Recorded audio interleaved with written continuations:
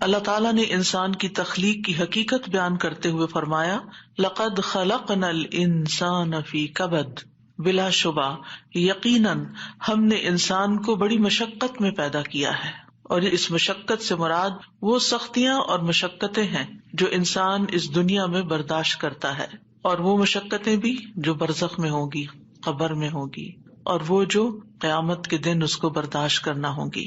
یعنی انسان کی زندگی کا سفر مشقتوں کا سفر ہے، اور اس ریالٹی کو ایکسپٹ کر لینا چاہیے۔ ہاں، اگر کوئی اللہ تعالیٰ کی اطاعت اور فرما برداری میں یہ زندگی بسر کرتا ہے اور ان تکلیفوں پر ناراض نہیں ہوتا، ان آزمائشوں میں کامیاب ہو جاتا ہے، تو انشاءاللہ موت کے ساتھ ہی اس کی راحتوں بھری زندگی شروع ہو جائے گی اور آئندہ کے لیے اس کی مشقتیں ختم ہو جائیں گی۔ مشقتوں سے پاک، مصیبتوں اور تکلیفوں اور آزمائشوں سے پاک جگہ تو صرف جنت ہی ہے، اور دنیا جنت ہو نہیں سکتی، چاہے انسان اس کو جتنا بھی جنت بنانے کی کوشش میں لگا رہے۔ تو اس دنیا میں رہتے ہوئے اس حقیقت کو جان لینا چاہیے کہ یہاں امتحان ہوں گے، تکلیفیں ہوں گی، آزمائشیں ہوں گی، غم ہوں گے۔ ضرورت اس بات کی ہے کہ ہمیں طریقہ آتا ہو کہ ان غموں، مشکلات، تکلیفوں سے نبٹنا کیسے ہے، یعنی اس کے لیے اپنے آپ کو تیار کرنا ہے، ورنہ لقد خلقنا الانسان فی کبد۔ ابن عباس کہتے ہیں کبد سے مراد اس کا پیٹ میں حمل کی صورت میں رہنا، اس کا دودھ پینا، اس کا دودھ چھڑانا، دانتوں کا اگنا، اس کی زندگی کے بچپن کے مراحل اور اس کی گزران، اس کی موت، یہ سب کچھ بہت سخت اور شدید ہوتا ہے۔ یعنی حمل سے لے کے پیدائش کا مرحلہ اور پھر دودھ پینا اور چھڑانا اور دانتوں کا آنا، ٹیدنگ پیریڈ، سارے ہی مراحل کے اپنے مسائل ہوتے ہیں۔ ان سب میں انسان کو کسی نہ کسی تکلیف سے گزرنا پڑتا ہے۔ قتادہ کہتے ہیں کہ وہ دنیا اور آخرت دونوں کی مصیبتیں جھیلتا ہے تو آپ اس کو مشقت میں پڑا ہوا ہی پائیں گے، یعنی انسان ہے ہی مشقت میں۔ ابن الجوزی کہتے ہیں دنیا آزمائشوں اور مصیبتوں کے لیے بنائی گئی، سمجھدار شخص کو چاہیے کہ اپنے نفس کو صبر پر آمادہ کرے۔ یعنی یہاں یہ سب کچھ تو ہوگا ہی، تکلیفیں تو آئیں گی، لیکن ضرورت کس چیز کی ہے کہ ہم اپنے آپ کو سمجھائیں کہ یہ دنیا مشکل جگہ ہے، یہاں صبر کرنا ضروری ہے۔ دنیا مومن کے لیے قید خانہ ہے۔ رسول اللہ صلی اللہ علیہ وسلم نے فرمایا الدنیا سجن المؤمن و جنت الکافری، دنیا مومن کے لیے قید خانہ ہے اور کافر کے لیے جنت ہے۔ تو اس کا کیا مطلب ہے کہ کیا کافر کو کوئی مشقت نہیں ہوتی اس دنیا میں؟ ہوتی ہے، لیکن مراد اس سے یہ ہے کہ آخرت کی تکلیفوں کے مقابلے میں دنیا میں جو بھی اس کو ملا ہے وہ اس کے لیے جنت ہی ہے، کیونکہ اس کے لیے آخرت میں جنت نہیں ہے۔ اور آخرت مومن کے لیے خوشحالی کا گھر ہے۔ جب مومن وہاں پہنچے گا تو پکار اٹھے گا وقال الحمد للہ الذی اذهب عنا الحزن ان ربنا لغفور شکور الذی احلنا دار المقامۃ من فضلہ لا یمسنا فیہا نصب ولا یمسنا فیہا لغوب۔ اور وہ کہیں گے کہ اس اللہ کا شکر ہے جس نے ہم سے غم کو دور کر دیا، یعنی جنت میں جا کر انسان واقعی غم سے دور ہو جائے گا۔ یقیناً ہمارا رب بخشنے والا قدردان ہے جس نے اپنے فضل سے ہمیں ابدی قیام گاہ میں لا اتارا، جہاں ہمیں نہ مشقت اٹھانی پڑتی ہے اور نہ کوئی تھکاوٹ لاحق ہوتی ہے، یعنی نہ ہی کوئی کام مشکل ہے اور نہ ہی ہم تھکتے ہیں، آرام ہی آرام ہے، سکون ہی سکون ہے۔ لیکن اس سکون کو پانے کے لیے اس دنیا میں تھکنا شرط ہے، اپنے آپ کو اللہ کی عبادت میں، بندوں کی خدمت میں تھکانا لازم ہے۔ دنیا جتنی بھی تکلیف دہ ہو، لیکن انسان جب جنت میں پہنچے گا تو جنت کا ایک چکر دنیا کی ساری فکروں کو ختم کر دے گا۔ نبی صلی اللہ علیہ وسلم نے فرمایا قیامت کے دن اہل جنت میں سے اس آدمی کو پیش کیا جائے گا جسے دنیا میں لوگوں میں سے سب سے زیادہ تکلیفیں آئی ہوں گی، پھر اسے جنت میں صرف ایک غوطہ دے کر، یعنی ایک چکر لگوا کر پوچھا جائے گا اے ابن آدم، کیا تو نے کبھی کوئی تکلیف بھی دیکھی؟ کیا تجھ پر کبھی کوئی سختی بھی گزری؟ وہ عرض کرے گا اے میرے رب، اللہ کی قسم کبھی نہیں، کوئی تکلیف نہیں دیکھی، ساری تکلیفیں بھول جائیں گی، کبھی کوئی تکلیف میرے پاس سے نہ گزری اور نہ ہی میں نے کبھی کوئی شدت و سختی دیکھی۔ یعنی ایسی ٹھنڈک، ایسا آرام، ایسا سکون، ایسا لطف آئے گا کہ اس کے حافظے سے بھی نکل جائے گا کہ کبھی اس نے کوئی دکھ دیکھا تھا۔ تو آج ہم اس سلسلے میں رنج و غم کو دور کرنے والی سب سے بڑی دعا آیت کریمہ کے بارے میں پہلے پڑھیں گے۔ ارشاد باری تعالیٰ ہے اور مچھلی والا جب وہ اپنی قوم سے غضبناک ہو کر چلا گیا تو اس نے گمان کیا کہ ہم ہرگز اس پر قادر نہ ہوں گے. پھر اس نے اندھیروں میں پکارا کہ تیرے سوا کوئی الہ برحق نہیں، تو پاک ہے، بے شک میں ہی ظالموں میں سے ہوں. تو ہم نے اس کی دعا قبول کر لی اور اسے غم سے نجات دے دی، اور ہم ایمان لانے والوں کو اسی طرح نجات دیا کرتے ہیں. یہاں ذنون سے مراد یونس علیہ السلام ہے، یعنی مچھلی والے. نون سے مراد مچھلی. یونس علیہ السلام عراق کی ایک بستی نینوا میں مبعوث کیے گئے تھے. انہوں نے اپنی قوم کو توحید کی دعوت دی، لیکن وہ مسلسل انکار کرتے رہے، جیسے کہ ہر قوم کا شیوا رہا. تو آخر ان سے اکتا کر، تنگ آ کر، غصے کی حالت میں ان کے حق میں بد دعا کی اور عذاب کی دھمکی دے کر اللہ کی اجازت کے بغیر انہیں چھوڑ کر نکل پڑے، جس کی انہیں اجازت نہیں تھی. جبکہ منصب رسالت کا تقاضا کیا تھا کہ ان کے کفر اور سرکشی کے باوجود انہی میں رہیں، اور جب تک اللہ تعالیٰ کا حکم نہ آ جائے، جب تک ان کی مدت مہلت پوری نہ ہو جائے، انہیں ہرگز نہ چھوڑا جائے. جیسا کہ نوح علیہ السلام نے 950 سال اسی کشمکش میں، اسی کام میں، اسی محنت میں گزار دیے، اور پھر اس وقت ان کے حق میں بد دعا کی جب ان سے کسی خیر کی توقع نہ رہی. اور جب اللہ تعالیٰ نے انہیں بتا دیا کہ اب اس کے بعد تمہاری قوم میں سے کوئی بھی ایمان نہیں لائے گا، تو اب جب انہیں پتا چل گیا کہ کوئی بھی ایمان نہیں لائے گا، تو پھر انہیں اجازت دی گئی کہ وہ ان کے ختم ہونے کی دعا کر لیں، اور انہیں پھر ختم کر دیا گیا. یونس علیہ السلام گھبرا گئے اور اپنی بستی کو چھوڑ گئے، اور بستی سے نکل کر کچھ لوگوں کے ساتھ ایک کشتی میں سوار ہو گئے. جو ہی وہ کشتی آگے بڑھی سمندر میں، تو کشتی ڈگمگانے لگی کیونکہ اوور لوڈیڈ تھی. اب ساری کشتی کے ڈوبنے کا خطرہ تھا، تو انہوں نے قرہ اندازی کی کہ ایک آدمی کو کشتی سے نکال دیں تاکہ کشتی کا بوجھ ہلکا ہو جائے اور یہ اپنی منزل تک پہنچ جائے. قرے میں یونس علیہ السلام کا نام نکلا، لیکن انہوں نے کشتی سے نکلنے سے انکار کر دیا. لہٰذا دوبارہ قرہ اندازی کی گئی کہ ہو سکتا اب کسی اور کا نام نکل آئے، لیکن پھر آپ ہی کا نام نکلا، اور پھر آپ نہیں نکلنا چاہتے تھے کشتی سے. پھر تیسری بار قرہ اندازی کی گئی تو پھر آپ ہی کا نام نکلا. اللہ سبحانہ وتعالیٰ فرماتے ہیں فَسَاهَمَ فَكَانَ مِنَ الْمُدْحَضِينَ، پھر وہ قرہ میں شریک ہوا تو ہارنے والوں میں سے ہو گیا. اب تو کوئی گنجائش ہی نہیں رہی تھی کہ اس کے بعد کچھ قرہ اندازی کی جائے، اب تو انہی کی باری تھی. قرہ ان کے نام نکلا. یہ دیکھ کر یونس علیہ السلام کھڑے ہو گئے اور انہوں نے دریا میں چھلانگ لگا دی. جو ہی انہوں نے چھلانگ لگائی، ایک بہت بڑی مچھلی نے آ کر ان کو نگل لیا. آپ اس وقت مچھلی کے پیٹ میں جاتے ہی مسلسل تسبیح کرنے لگے. مچھلی ان کو لے کر سمندر کی گہرائیوں میں چلی گئی. اور اب یہاں پر مچھلی کے پیٹ کا اندھیرا اور سمندر کی گہرائیوں کا اندھیرا اور پھر اس کے بعد رات کا اندھیرا. تو ایسے میں یونس علیہ السلام نے جس دعا سے مدد لی وہ یہی دعا تھی جو ان آیات میں بیان ہوئی ہے، لا الہ الا انت سبحانک انی کنت من الظالمین. تو بہرحال اللہ سبحانہ تعالیٰ نے ان کی دعا سن لی، انہیں غم سے نجات دی، اور مچھلی نے آپ کو ساحل پر اگل دیا، ایسے ساحل پر جہاں نہ کوئی انسان تھا، نہ کوئی پرندہ، نہ کوئی درخت اور نہ کوئی سایہ. پھر اللہ کے اذن سے انہیں یعنی کدو کی بیل کا سایہ بھی فراہم کیا گیا اور اس کے ساتھ ساتھ کھانے کو بھی دیا گیا. اور ان کی جب تکلیف دور ہوئی اور وہ چلنے کے قابل ہوئے، کیونکہ ظاہر ہے کہ مچھلی کے اسٹمک میں ایسڈ ہوتا ہے، اور وہ ایسڈ نے ان کی اسکن کو اور ان کے پوری ہوش و حواس، ان کی آنکھیں، ان کی ہر چیز کو کتنا متاثر کیا ہوگا. تو جب ان کے ہوش و حواس بحال ہوئے اور چلنے کی کچھ طاقت ہوئی تو دوبارہ اسی بستی کی طرف بھیجے گئے. اب آپ دیکھیے کہ بستی والے دیکھ کر حیران ہو گئے ہوں گے کہ یہ شخص جو ہمیں چھوڑ کر چلا گیا تھا یہ کیسے واپس آ گیا. اور ہو سکتا ہے کہ ان کے جانے کے بعد انہوں نے تلاش بھی کیا اور وہ کہیں ملے بھی نہ ہوں. اور پھر آپ دیکھیے کہ کس طرح بستی والوں کو یہ ریئلائز ہوا کہ انہوں نے غلط کیا ہے اپنے پیغمبر کے ساتھ، تو وہ ایمان لائے. بہرحال پھر ایک مدت تک یہ بستی جو ہے ایمان لا کر دنیا میں جیتی رہی. دوسری طرف یونس علیہ السلام کو اللہ سبحانہ وتعالیٰ نے غم سے نجات دی، اور اس طرح ان کی نجات کے بعد ان کو اللہ تعالیٰ نے چن لیا. اسی طرح اللہ سبحانہ وتعالیٰ اس بستی کے بارے میں فرماتے ہیں فَلَوْلَا كَانَتْ قَرْيَةٌ آمَنَتْ فَنَفَعَهَا إِيمَانُهَا إِلَّا قَوْمَ يُونُسَ لَمَّا آمَنُوا كَشَفْنَا عَنْهُمْ عَذَابَ الْخِزْيِ فِي الْحَيَاةِ الدُّنْيَا وَمَتَّعْنَاهُمْ إِلَىٰ حِينٍ.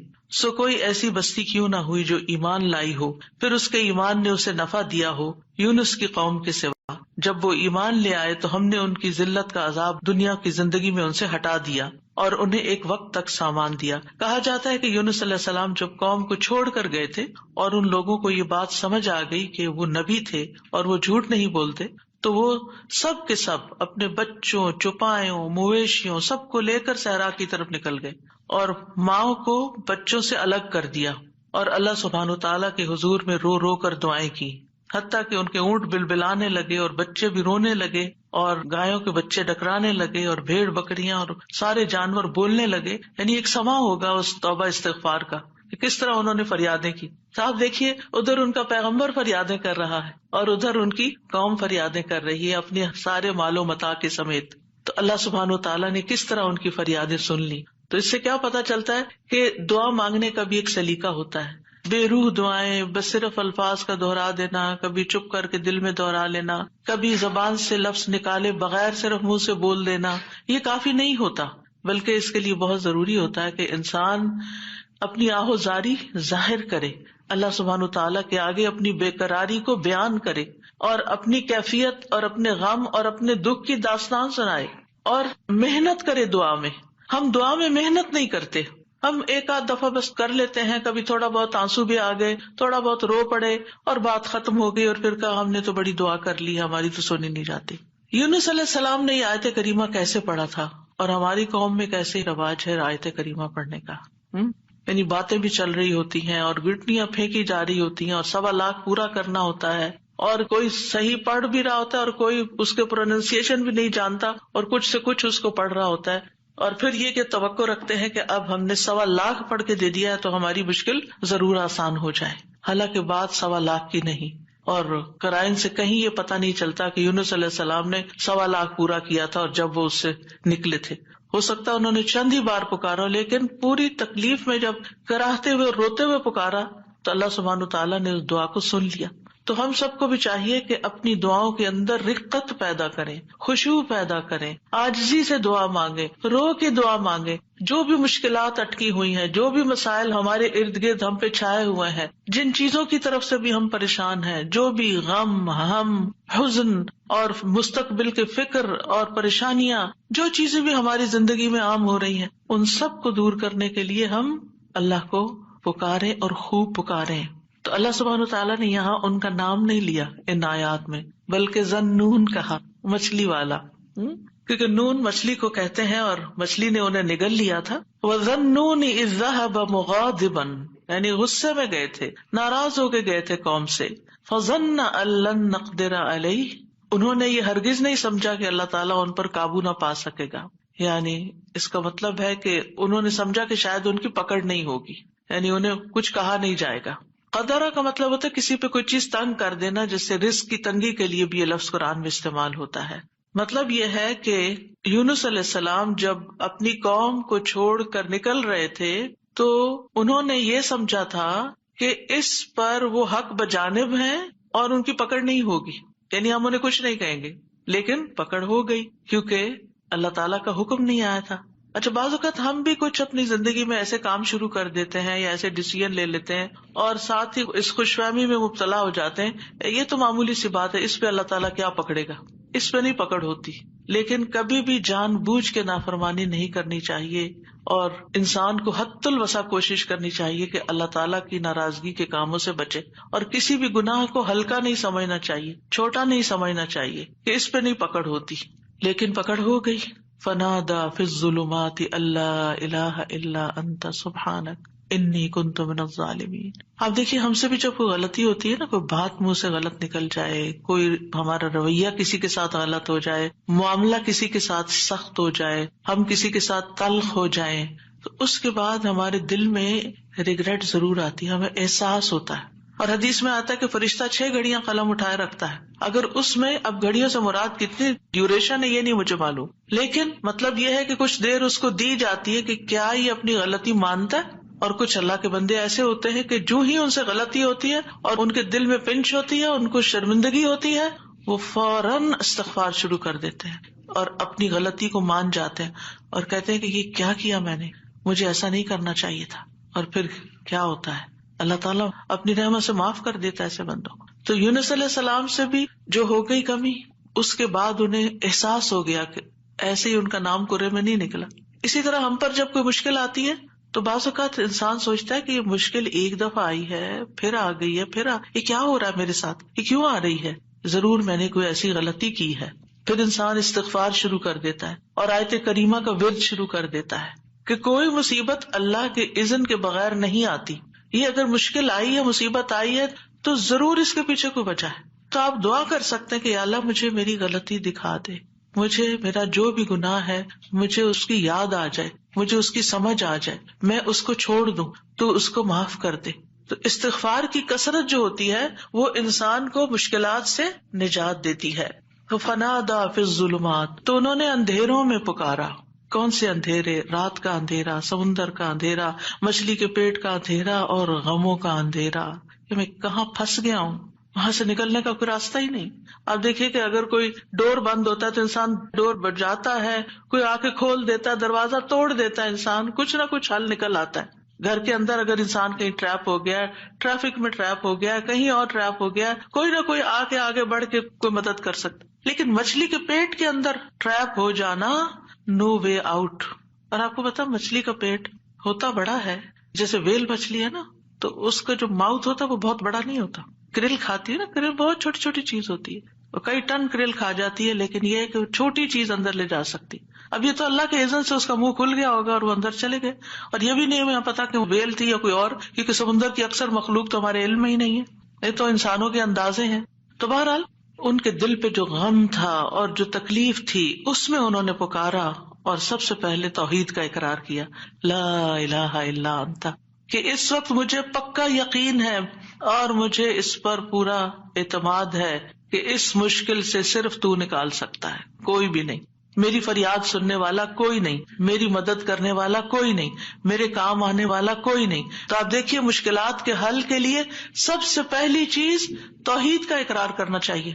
افسوس یہ کہ ہمارے ہی لوگ توحید کے اقرار کی بجائے مشکلات میں غیر اللہ کو پکارنے لگتے ہیں, یا علی مدد, یا فلاں مدد, قبر والوں کو پکارنے لگتے ہیں. کس قدر افسوس کی بات ہے. یونس علیہ السلام اپنے رب کو پکار رہے ہیں اور کہہ رہے ہیں کہ تیرے سوا کوئی الہ نہیں, لا الہ الا انت. اور انسان کی ناسمجھی دیکھیے کہ وہ مشکل وقت میں غیر اللہ کو پکارے, اس کی مشکل کہاں سے آسان ہو سکتی ہے. اور پھر اس کے بعد الا انت سبحانک, تو پاک ہے, یعنی اللہ تعالیٰ کی ذات کو ہر نقص, ہر عیب, ہر آفت سے منزہ اور پاک قرار دیا.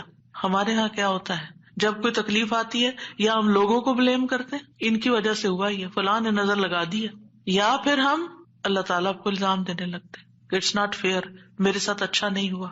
تو اب آپ دیکھیے جس بندے کی ڈائریکشن ہی صحیح نہیں, اس کی مشکلات کہاں سے حل ہوں گی. اگر آپ اپنے قصور کا ذمہ دار دوسرے کو ٹھہرا رہے ہیں, الزام تراشی کر رہے ہیں, دوسرے کی عیب جوئی کر رہے ہیں, دوسرے کی شکایتیں کیے چلے جا رہے ہیں, کیونکہ عام طور پر ہوتا کیا, جب انسان کو کوئی پرابلم آتی ہے, میاں بیوی مثلاً کوئی لڑائی ہوئی, تو اگر آپ عورت کا کیس سنیں تو سارا الزام میاں کو دے گی, میاں کا کیس سنیں تو سارا الزام بیوی کو دے گا. تو ایک دوسرے کو الزام دینے سے مسائل کبھی حل نہیں ہوتے. ہمیشہ دنیاوی معاملات میں بھی کوئی رکاوٹ آئے تو دیکھنا چاہیے کہ میں نے کون سا ڈیسیژن غلط کیا تھا, میری غلطی کہاں تھی. یونس علیہ السلام اللہ کے چنے ہوئے نبی تھے, ان کو سمجھ آ گیا کہ غلطی میں نے کی ہے اور اس کا اعتراف انہوں نے کیا. یاد رکھیے توبہ میں, استغفار میں سب سے پہلے اپنی غلطی کا اعتراف کرنا ہوتا ہے. اگر آپ بلیم گیم کھیلتے رہے, ایک دوسرے کے اوپر الزام تراشی کرتے رہے, ایک دوسرے پہ بال پھینکتے رہے, تو مسئلہ کبھی بھی حل نہیں ہو سکتا. مسئلے کو جاننا, مسئلے کو پہچاننا, مسئلے کا حل کرنا بہت ضروری ہوتا ہے. یہ ایسے ہی ہے کہ جیسے کوئی شخص بیمار ہو جائے اور ڈاکٹر اس کی اصل بیماری کو ڈائگنوز کرنے کی بجائے, سب خرابی پیٹ میں ہے اور وہ ٹریٹ کر رہا ہے لوکلی کسی جگہ کو, کہاں سے علاج ہوگا؟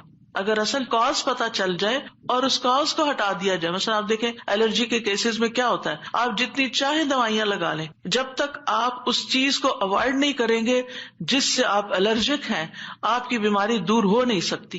اسی طرح اگر انسان کسی مصیبت میں پھنس گیا ہے اور اس کو ڈائگنوز نہیں کر پا رہا اور کرنا نہیں چاہتا, اور خاص طور پر جو چیز اس کے کنٹرول میں ہے اس کو ریموو نہیں کر رہا, تو مسئلہ حل نہیں ہو سکتا.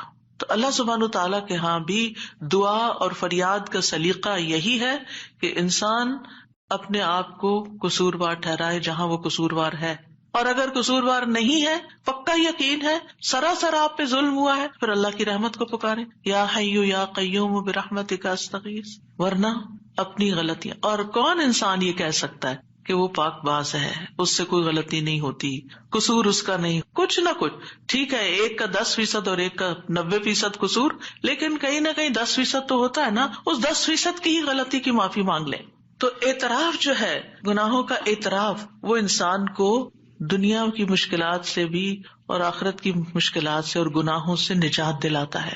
اب جو ہی انہوں نے یہ بات کی، یعنی 3 چیزیں ہیں اس میں، ایک توحید کا اقرار ہے، ایک اللہ کی تسبیح ہے، اور ایک اپنی غلطی کا اقرار ہے. 2 چیزیں اللہ تعالیٰ کے حق میں اور ایک اپنے حق میں. نتیجہ کیا ہوا؟ فاستجبنا لہ، ہم نے دعا قبول کر لی. ایسے طریقے سے اس نے پکارا کہ دعا قبول ہو گئی.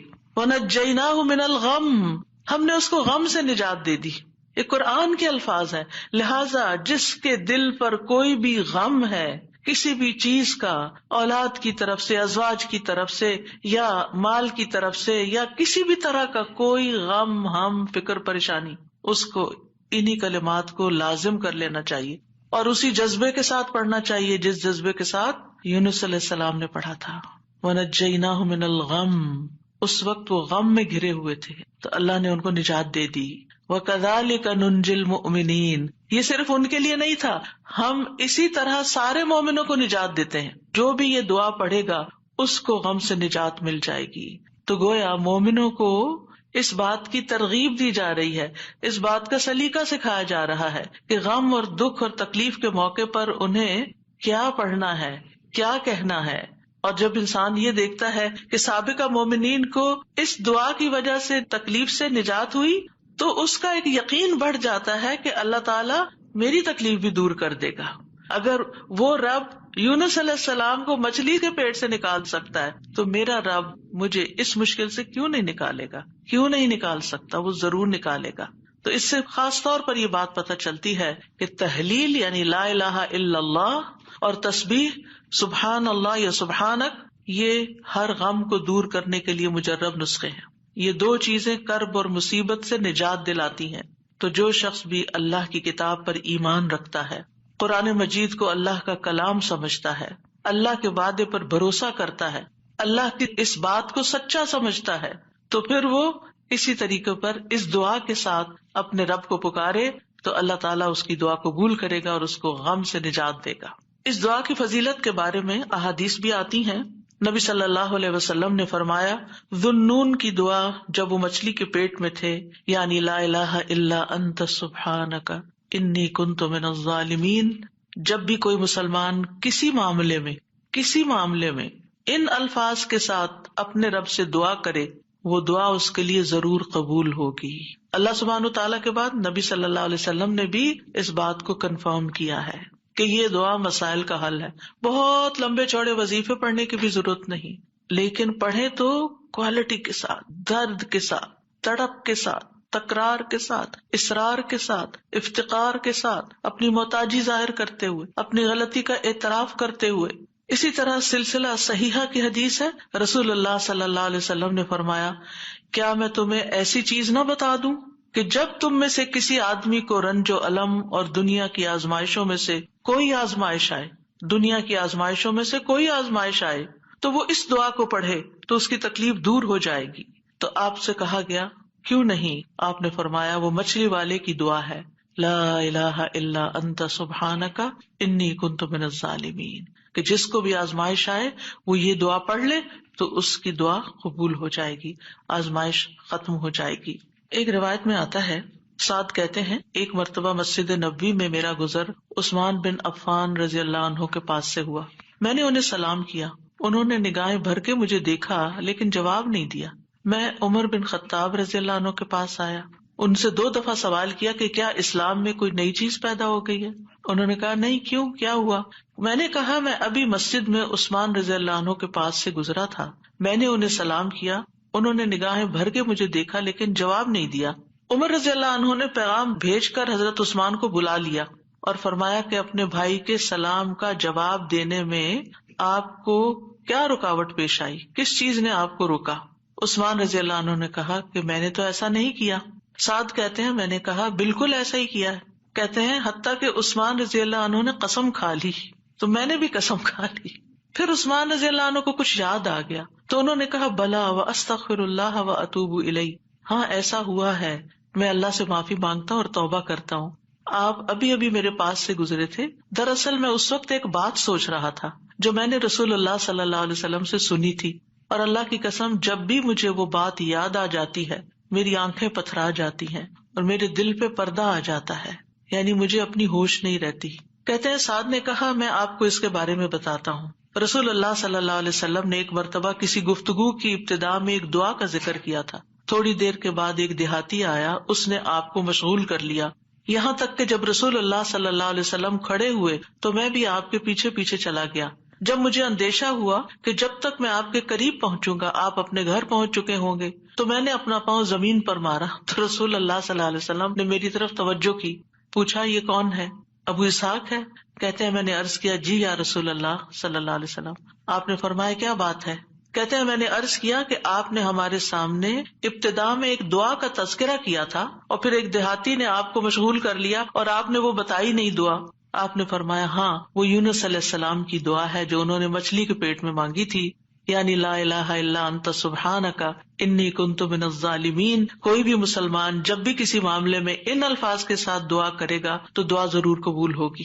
اب آپ دیکھیے کہ یہ صحابہ ہیں، یعنی کہنے کو تو یہ حدیث کا آخری حصہ میں سنا کے آگے چلتی، لیکن مجھے یہ بات اس لحاظ سے اچھی لگتی ہے کہ اس میں ہمارے سیکھنے کی کچھ اور باتیں بھی ہیں. وہ یہ کہ اتنے جلیل القدر صحابی جو رسول اللہ صلی اللہ علیہ وسلم کے انتہائی قریب تھے، یعنی ان سے پائس امت میں کون ہو سکتا ہے؟ حضرت عمر ہو، حضرت عثمان ہو، حضرت علی ہو، حضرت ابوبکر رضی اللہ عنہ ہو، لیکن انسان تھے اور ان پر بھی ایسی غیر معمولی کیفیات آتی تھیں کہ وہ اپنی سوچوں میں یا اپنے حالت میں ایسے مشغول ہوتے تھے کہ ان کو سامنے کی چیز نظر نہیں آتی تھی. بعض اوقات ایسا کوئی غم ہوتا ہے، کوئی بات ہوتی ہے، ہو سکتا ہے نبی صلی اللہ علیہ وسلم نے آپ کی آخری وقت کے بارے میں فتنوں کی کوئی پیشن گوئی کی ہو، کیونکہ یہاں بات کا نہیں پتا چلتا کہ کون سی بات ان کو ہر چیز بلا دیتی تھی. دوسری بات یہ کہ بعض اوقات انسان کا حافظہ ایسے ساتھ چھوڑ جاتا ہے کہ وہ کہتا ہے کہ یہ کام ہوا ہی نہیں. نہ صرف یہ کہ وہ کہتا ہے نہیں، بلکہ اس کے بعد قسم بھی کھا لیتا ہے. اب دونوں صحابہ نے قسم کھا لی، بعد میں احساس ہوتا ہے اوہ ہاں اب یاد آیا. ہو سکتا ہے آپ کے ساتھ کبھی ایسا کوئی مرحلہ ہوا اور اس کے بعد کس قدر شرمندگی ہوئی.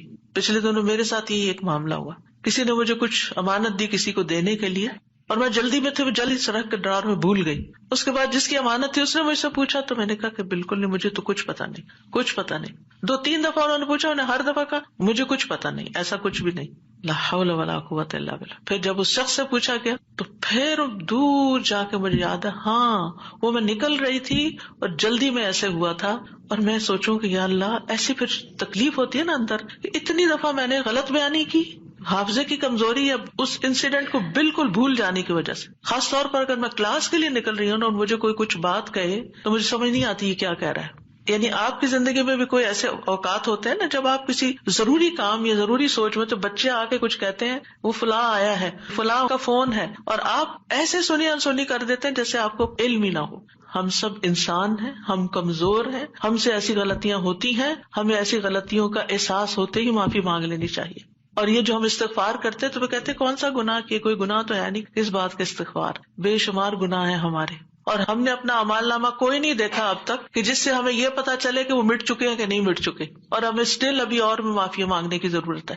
تو جب تک ہماری جان میں جان ہے ہم سے کچھ نہ کچھ غلطیاں، کمیاں، کوتاہیاں ہوتی رہیں گی، جانے انجانے. خلق الانسان ضعیفا، ہم کمزور پیدا کیے گئے، چاہے ہم نیکی کے، علم کے، اخلاق کے کسی بھی مرتبے پر ہوں، ہم کمزور ہیں، ہم میں کوئی بڑائی نہیں ہے اور ہم سب غلطیاں کرتے ہیں. تو ہونا کیا چاہیے، جو ہی یاد آئے غلطی تو غلطی کا اعتراف کر لینا چاہیے، معافی مانگ لینی چاہیے، بندوں سے بھی مانگ لینی چاہیے، اللہ سے بھی معافی مانگ لینی چاہیے، اور پھر اللہ تعالیٰ کی طرف رجوع کرنا چاہیے.